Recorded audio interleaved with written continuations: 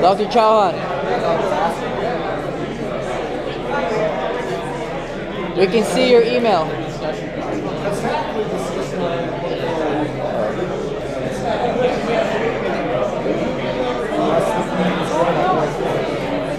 Wow, we're not doing shit today.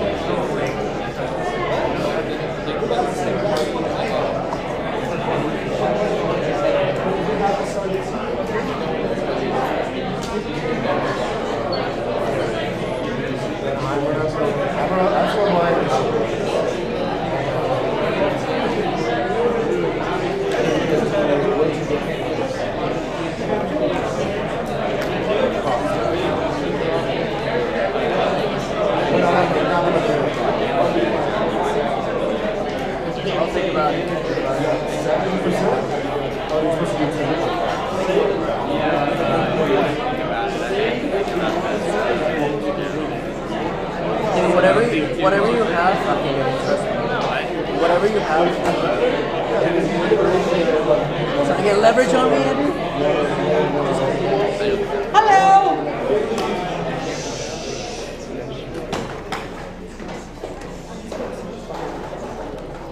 I said hello! Hello! From doggy. How's life? Good! I thought you'd never ask.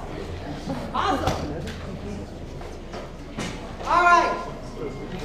I'd like all of you. I have a quick. You were tired and what else? Tired, gotta find a job. Job? What is it? That's a good question. Please. When is the career showcase? Wednesday, 28th of this month. 28th. 20th? It's 2 weeks from today. I don't know, we'll see. But I will give you a good news. It's 4/28. There's no class next Monday and Wednesday.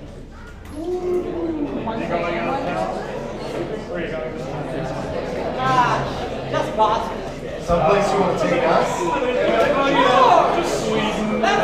Let's line up plane. Are you going to MIT? We all go together. We can drive here. What? Guys, Lamborghini, non-existent. Where you go? Are you going to MIT? You doing it big? All right.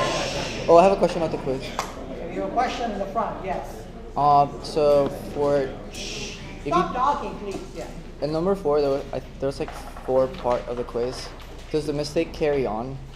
I don't know. You have to see every mistake is different. What does it mean?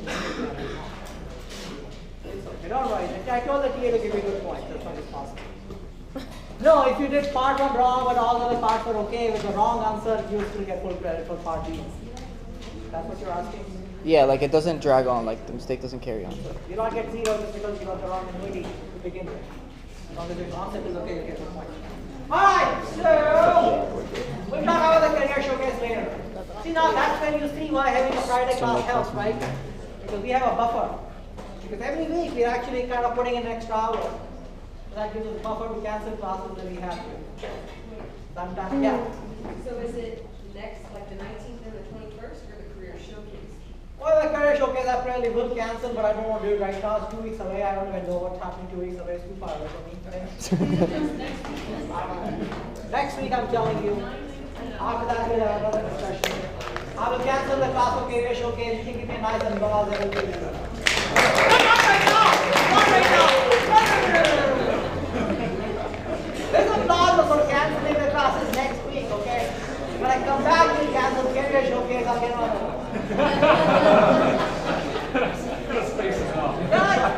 What was that? You guys are tough crowd, so I have to warn them. Alright, okay.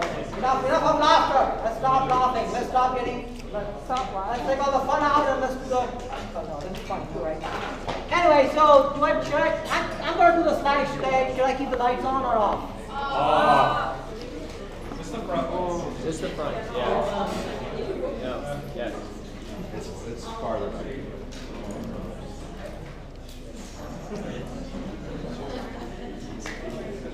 Keep trying.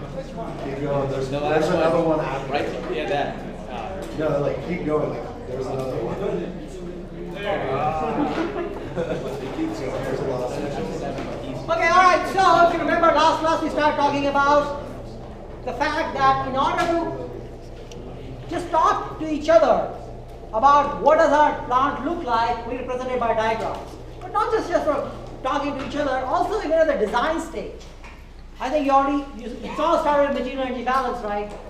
Anytime you have any problem in chemical engineering, you always try to draw a diagram to represent what the process looks like, because it just helps you conceptualize the process much better. And then we started talking about what kind of diagrams to draw, and we talked about a block flow diagram, a process flow diagram, and we talked a fair bit about that. We drew a block flow diagram for a process of making benzene from toluene. We started drawing the process flow diagram for that. And I will not draw the PNID diagram, but this is just the next level where you put in much more, many more details. I think I already showed you this diagram, or at least I tried to draw this diagram for you. So we're not going to talk about that. I already told you a little bit of the convention. Operation shown by blocks. I told you major flow lines represent direction of flow. Flow goes from left to right. Light stream goes from the top. Straightforward stuff, right? It's simple logical stuff. All the information the most important information is provided. If lines cross, then horizontal line is continuous, vertical line is broken, and you provide simplified material balance in the picture. We already talked about this, that's why I'm just going through it. This is a picture a little bit more complicated. It represents a bigger process, and therefore you can see the picture is more complicated. But this is still only a block flow diagram. So you can imagine a process flow diagram for this entire process will look actually fairly complex. If you ever do an internship, you really will see those. You'll get these big sheets which are actually folded, I don't know, 20 times. And they're given to you to look at the process and figure out everything that goes on in the entire process. Okay, then we start talking about a process flow diagram. This again shows stuff that I already told you. That all the equipment are there, all the utilities are there, and there are tables to go with these diagrams to show what are the composition of different streams. And all the equipment are numbered. So if you think about it, what does the PFD tell you?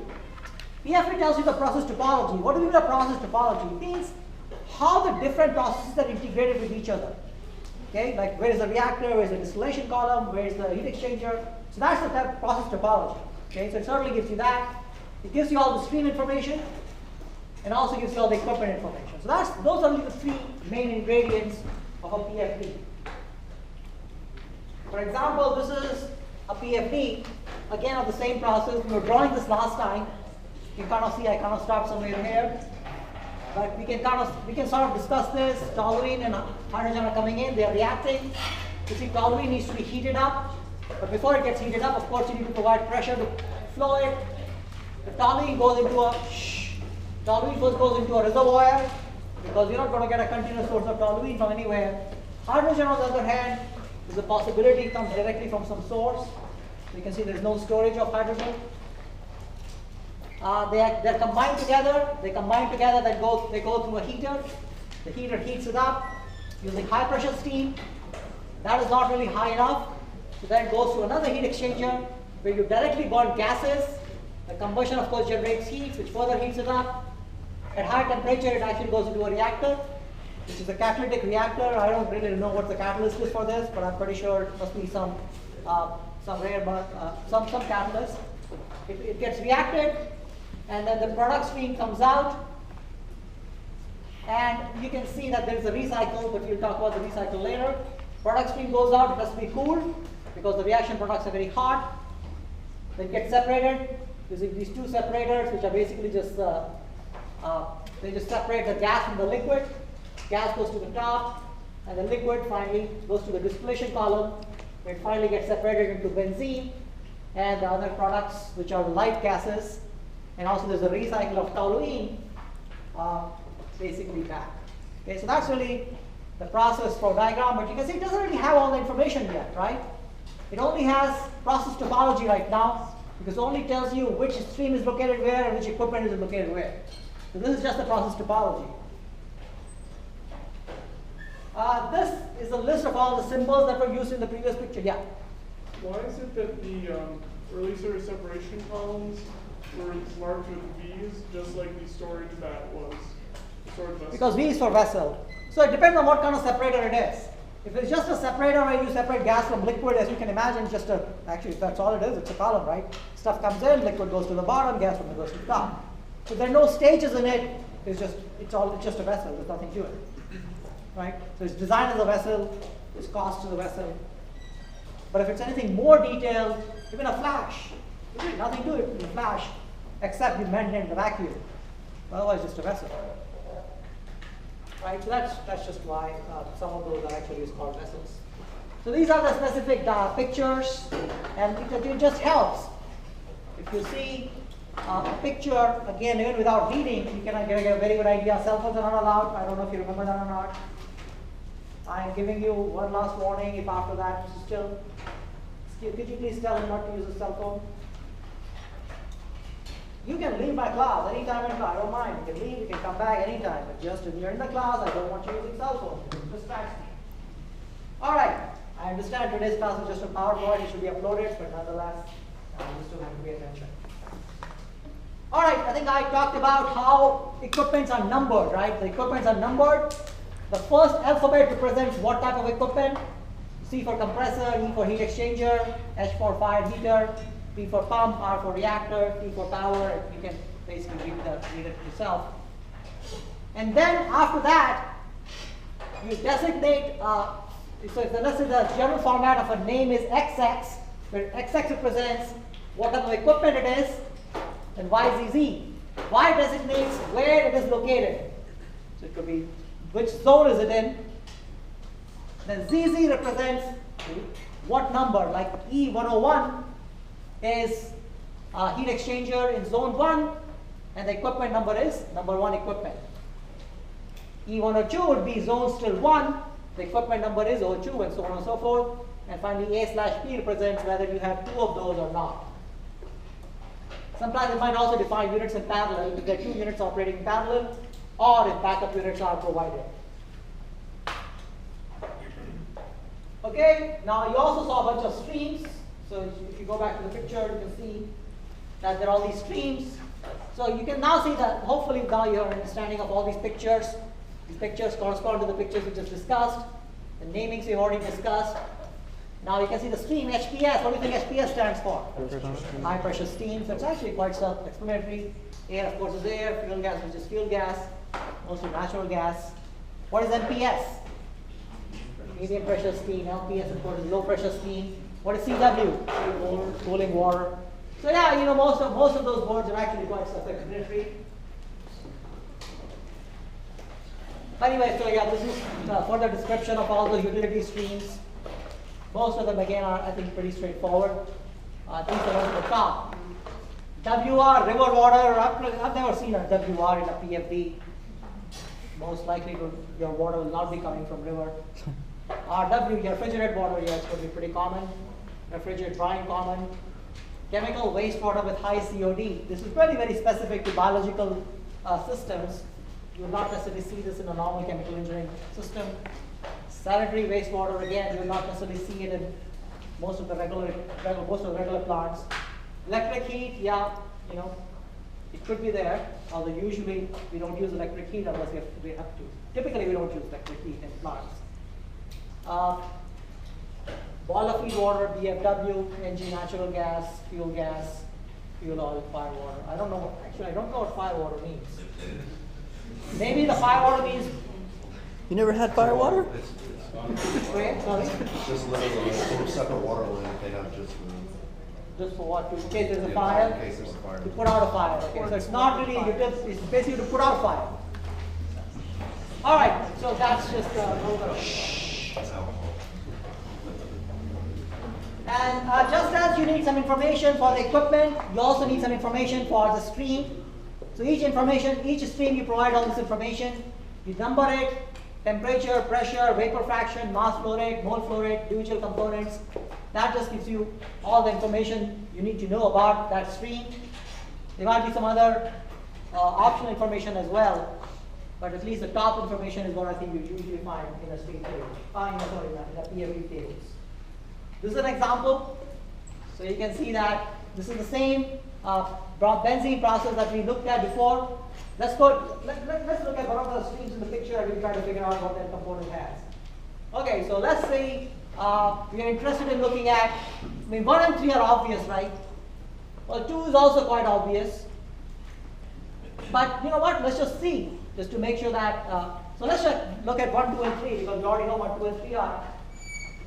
So let's just look at these tables. Okay, so 1. You can see 1 and 3 both are coming at 25 degrees Celsius because they're just coming straight from outside. You can see the pressure. Hydrogen is at high pressure, which is quite obvious. Liquid, stream 1 is liquid, right? So the vapor fraction is 0. Stream 3 is purely vapor, so the stream fraction is 1. The flow rates are given, mole flow rates, mass flow rates we actually calculated last time, so those are obviously those numbers. The composition, you can see this is pure hydrogen, this is pure toluene. And also if you look at 2, you can see 2 is simply the heated 1, right? It's just 1 except it's heated. Or is it after recycling? What is it? It's after recycling. Okay, it's after recycling. So yeah, so then it's a little bit. No, 2 is actually. It's before. Yeah, 5 still comes in contact. But 11, let's look at what 11 is, right? Because 11 may have something else in it too. So let's just first look at 11. So 11 is the recycled stream. 1.1 benzene. So you can see 11 actually has toluene but also has some benzene. So that's why this benzene from the recycled stream will basically go into 2. And therefore you have some benzene there, but mostly it's just toluene, right? Except that it of course is heated to a higher temperature because there's a heat exchanger there. So yeah, you can just go through it. Yeah. Doesn't 11 go straight to the storage vessel, so shouldn't it also affect stream 1? I think when they show it that way, basically they are saying that it's really a mixing point after a storage vessel, which would make sense. You never actually put a recycle back into the storage, really put it back into the line. So I think it's actually, although it's shown to be going directly to storage vessel, it's basically going into the line. But then shouldn't it still contaminate stream 1? No, because stream 1 I think is right after the storage vessel. Although it's not quite drawn that way, but that's what I think it is. What is actually the new toluene coming in? It mixes with recycled stream, and after that is number 2.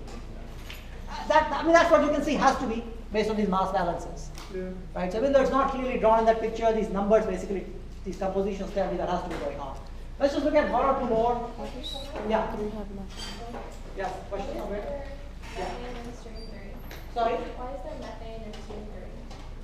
Why is there stream 3 have any methane? Let's just see where the stream is coming from. Stream is coming from outside, which means the supply is actually, so there is some methane. It's the fuel gas. It's the hydrogen. 3 is the hydrogen that is coming in. So what it tells you is that the methane that hydrogen is coming in is not completely pure. Right? So you're just buying it, it has that methane in it. Yeah. Oh, how come some of the lines are not labeled? Like, Which one is not labeled? it's hard to point, but if you look at V101, the line that leaves the bottom, the baby one, This one? that one, yeah. Oh, because this is just a pumping system, right? Shouldn't it be labeled? Huh? Shouldn't it be labeled? Technically, it's 2. Right. Is it? That's just to increase the, this stuff is going out and basically getting pumped. That's all there is. Right? So this actually, this goes into here and gets pumped. This is the loop. There's a valve there which will basically keep it closed. It just is there just in case you want to adjust the flow rates. But basically this valve will usually close and you're just pumping straight into 2, right? Why is 2 going both ways? That's what I'm saying, there's a valve there, you keep it closed, you keep that valve closed. But is there just, you always have valves at various places also for control. Right? So this valve might be used for control purposes. Okay, so yeah, let's just look at one more stream. An interesting stream could be after the reaction, right? Because that's in some sense the most interesting stream. So let's look at number 6. No, sorry. Number 9. Let's look at what happens to number 9.